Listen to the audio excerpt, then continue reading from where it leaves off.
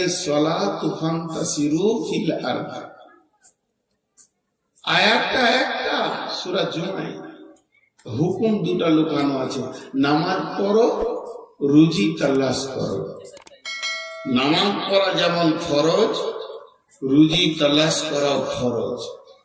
নামাজ ছেড়ে দিলে যেমন গুনাহ, হালাল উপার্জন ছেড়ে দিয়ে যুবক যদি চুপ করে বসে দিন কাটায় তো ওই রকম গুনাহ।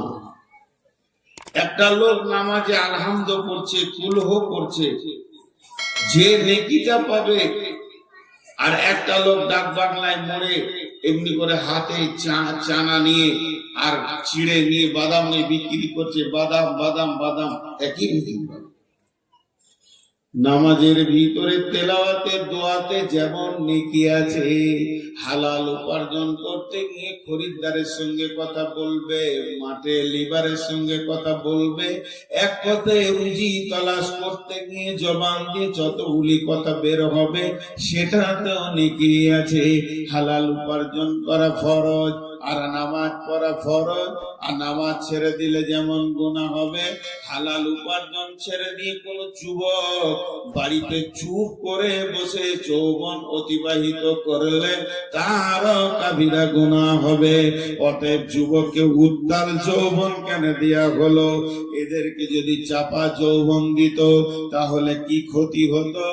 এরা মেয়েদের মতো চাপা যৌবন যদি পুরুষকে দিত, এই পুরুষেরা রাতে লেপে কম্বলে ঢুকে গেলে বেলা 10টা 12টা পর্যন্ত বিছানা ছাড়তো না, ওখানেই পড়ে থাকতো।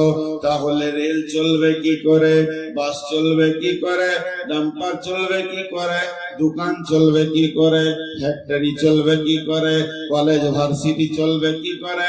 এগুলো পুরুষের মাথায় দেশের ইনকামটা ধরছে। অতএব পুরুষে যৌবনের কাজটা টুক করে সেরে নেবে, আবার কাজের ময়দানে থাকবে। যৌবনকে সারতে গিয়ে 3 ঘন্টা 4 ঘন্টা যদি বিবির কাছেই থেকে যায় তাহলে দোকান চলবে না, মার্কেট চলবে না, চলবে না বাস ট্রাক। এর জন্য আল্লাহ পুরুষের যৌবনটাকে ক্ষণেকে দিলেন, উগ্র দিলেন, আর মেয়েদেরকে যৌবনের হিফাজত করতে হবে। এই জন্য ওদেরকে ধীর করে দিলেন, উত্তাল দিলেন না। যদি কোন পুরুষের যৌবন ট্রান্সফার করে একটা মেয়েকে দেওয়া যায়, আর মেয়ের যৌবনটা যদি পুরুষকে দেওয়া যায়, পুরুষ বিছানা থেকে বের হবে না, আর মেয়েটা পর্দায় থাকবে না, কাপড় খুলে মাঠে মাঠে মাঠে মাঠে পাগলির মতো দৌড়ে বেড়াবে। তো আমার নবী বলছেন, শাবাবাকা কাবলা হারামিকা, এই উত্তাল যৌবনটা আল্লাহর দেওয়া। এটা দরখাস্ত দিতে হয় না, ডেপুটেশন দিতে হয় না, ঠিক টাইমে আল্লাহ বডির ভিতরে যৌন উত্তালকে ভরে দেয়। আবার একটা টাইম আছে যৌবনকে কেড়ে নেয়। অতএব বিশ্বনবী বলছেন, জওয়ানিকে নিয়ামত মনে করো বার্ধক্যের আগে। কেন? আল্লাহ রাসূল বলছেন, সামাতুনি দিল্লাহুমুল্লাহু ফি দিল্লিহি ইয়াউমুল্লা দিল্লা ইল্লা দিল্লুহু ইমামুন আদিলুন শাবুন নাশা ফি ইবাদাতিল্লাহ। কঠিন কিয়ামতের দিনে আল্লাহর রহমতের ছায়া ছাড়া কোনো ছায়া থাকবে না, যেটাকে আমরা আরশের ছায়া বলি। ওই ছায়াতে 7 শ্রেণীর লোক থাকবে, 7 রকম আমলের লোক ওই ছায়াতে বাস করবে।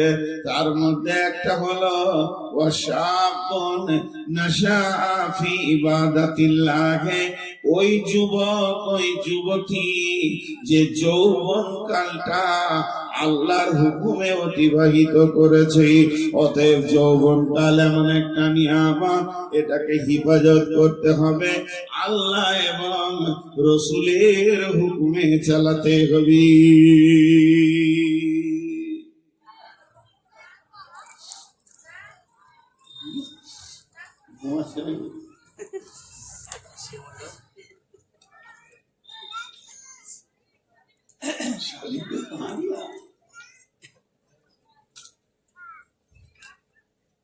একটা বলা হলো 3 3 6 3 9 12টা উঠলো।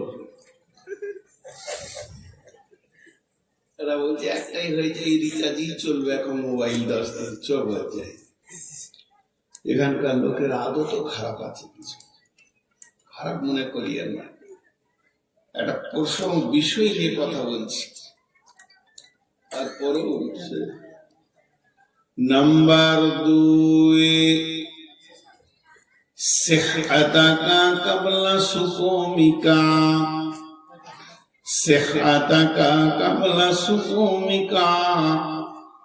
আল্লাহর নবী বলছেন, হে মানবকুল, আমার উম্মতের দল, তোমরা গাফলতিতে আল্লাহর দেওয়া নিয়ামতকে ভুলে যেও না, হারিয়ে দিও না। শুনে নাও, 5 নম্বরের 5টার মধ্যে নাম্বার 2 হচ্ছে সুস্থ শরীর একবার পাবে, যেদিন তোমাকে রোগে ধরবে এই সুস্থ শরীরটা আর দ্বিতীয়বার তুমি ফিরে পাবে না। সুস্থ শরীর এমন একটি নিয়ামত, সুস্বাস্থ্যর মতো নিয়ামত পৃথিবীতে কিছু নাই। সুস্থ শরীর কত বড় নিয়ামত, যার রোগ হয়েছে ওকে জিজ্ঞেস করো। অতএব বিশ্বনবী বলছেন, তুমি যতক্ষণ সুস্থ আছো ততক্ষণ জেনে নাও বিরাট একটা আল্লাহর নিয়ামতের মাঝে আছো। যেদিন তোমাকে রোগ ধরে নেবে, 1000 মাথা ঝুঁকলাও আর দ্বিতীয়বার সুস্থ শরীর ফিরে পাবে না। রোগ 2 রকম, একটা ডিজিটাল, একটা নরমাল। আজকে জ্বর সর্দি একটু হলো, মাথা ব্যথা, কালকে ছেড়ে গেছে, এটা নরমালি হয়। অ্যাক্সিডেন্ট হয়ে গেছে, হাড় ভেঙে গেল, 2-4-6 মাসের পর ঠিক হয়ে গেল। আরেকটা রোগ আছে, আপনার বয়সের সাথে সাথে আসবে, হয় প্যারালাইসিস, না হয় লো প্রেসার, না হয় হাই প্রেসার, না হয় ডায়াবেটিস সুগার, তা যদি না হয় কোলেস্ট্রল, তা যদি না হয় প্যারালাইসিস, এতেও যদি না হয় ইয়াদদাস্ত, মাথার কথা মনে থাকবে না, এই রকম কোনো না কোনো একটা রোগ আপনার কাছে বয়সের জন্য এসে হাজির হয়ে যাবি। বিশ্বনবী বলছেন, ওই রোগটা যখন আসবে, ওই রোগটা মত পর্যন্ত তোমার সঙ্গী হবে। অতএব এই রোগ আসার আগে তুমি আল্লাহকে বেশি করে ডেকে নাও, 5 ওয়াক্তে মসজিদে যাও, 5 ওয়াক্ত নামাজ পড়ো, উজু করো, দাঁড়িয়ে নামাজ পড়ো। এমন একটা দিন আসবে, সেদিন তুমি দাঁড়াতে পারবে না, বসেও শান্তি পাবে না, শুয়ে নামাজ পড়তে হবে, মসজিদে যেতে পারবে না, বাড়িতে নামাজ পড়তে হবে, আর উজু করতে পারবে না, তায়াম্মুম করে নামাজ পড়তে হবে। যদি জওয়ানি কালে তুমি ঠিক মতো মসজিদে ডিউটি দাও, তো আমার রব ওই জওয়ানি মেজার মেনে তোমাকে নেকি দান করবে। অতএব ওই রোগটা আসার আগে সুস্থ শরীরকে নিয়ামত মনে করো।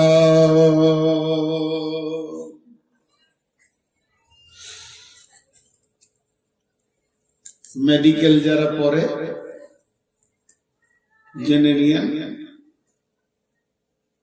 ডাক্তারদের হিসাবে 48-50 বছর বয়স হলে একটা ব্যাগ আসবে আল্লাহর তরফ থেকে।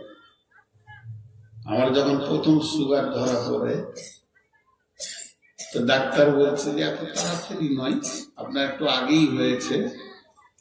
স্বাভাবিক যখন 48 বয়স হবে তখন একটা নতুন ব্যাগ পাবে সব মানুষ। কি ব্যাগ? যে ওইটার নাম হচ্ছে ওষুধের ব্যাগ। আসবেই ওর কাছে। এখন খুব জমানি তাল চলছে।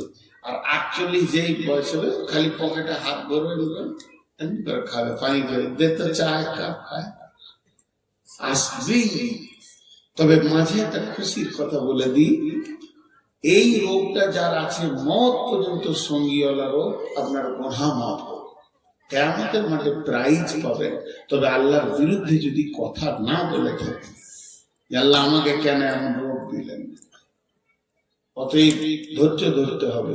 একটা মেয়ের মির্গি রোগ ছিল, ওই রোগটা যখন ওর উঠতো তো ন্যাংটা হয়ে যেত, কাপড় চোপড় ঠিক থাকতো না। তো রসুলের কাছে গেল, ইয়া রাসূলুল্লাহ দোয়া করে দেন যেন আমার রোগটা ভালো হয়।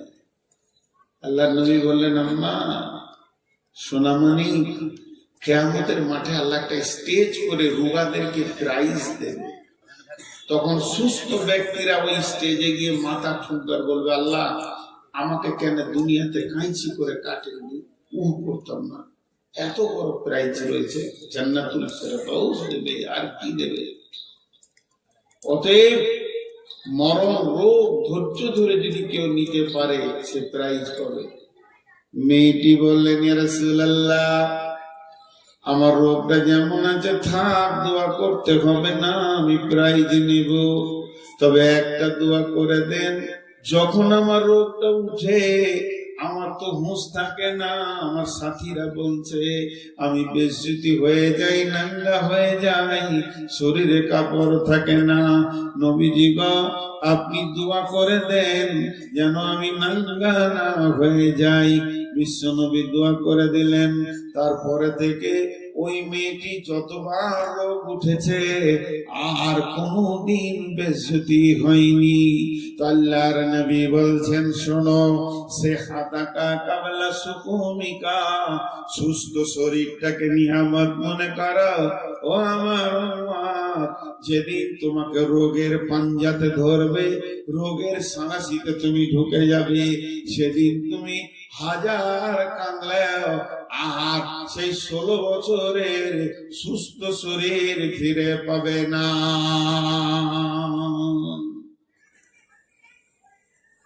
দুইটা হবে না, দুইটা হবে না। নাম্বার 3, ফারাগাকা কাবলা সুগলিকা। এটা এত বড় বিষয়, 2.5 ঘন্টার একটা বক্তব্য আছে আমার এই শব্দটার উপরে। কোরআনের অনেক আয়াত আছে, এটা কত দামি বিষয়। ফারাগাকা কাবলা সুগলিকা, বিশ্ব নবী বলছেন সব থেকে পৃথিবীতে নিয়ামত হলো সময়। সময় কিন্তু দাঁড়াই না, সময় চলতেই আছে। লকডাউন হোক, সব হোক না কেন, আপনি আমি বসে বসে দোকানে রেস্ট নিব, সময় কিন্তু চলতে থাকে।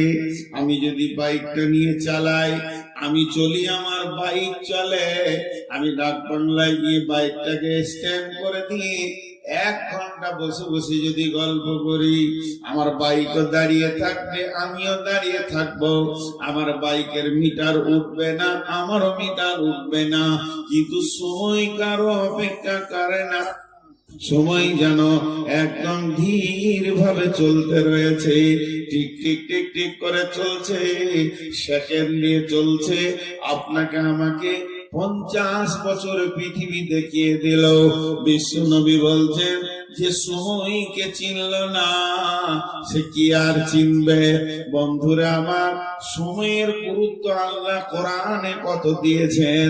সময়কে কেন্দ্র করে 3খানা গোটা গোটা সূরা দিয়েছেন। একটা সূরার নাম দোহা, উদীয়মান সূর্য, এই একটা সূরা দিয়েছেন। একটা গোটা সূরা দিয়েছেন দিনের শেষে, তার নাম আসর, আসরের ওয়াক্তকে কেন্দ্র করে একটা সূরা দিয়েছেন। আর একটা দিয়েছেন রাতের শেষে, ফজর, সূরা ফজর, সূরা আসর, সূরা দোহা। সূরা একটা রাতের শেষে, একটা দিনের শেষে। বন্ধু, সময় কত বড় নিয়ামত। একজন দার্শনিক বলছে যে সময়কে গুরুত্ব দিল না, সে নিজে কি গুরুত্ব দিল না। আমি একটা বরফ, আমি নিজে একটা বরফ, চু চু চু চু করে শেষ হচ্ছে। তার মানে বরফ যেমন চুয়ে শেষ হয়ে যায়, একটা মানুষ তার বয়সটা চু চু করে শেষ হয়ে গেছে। সে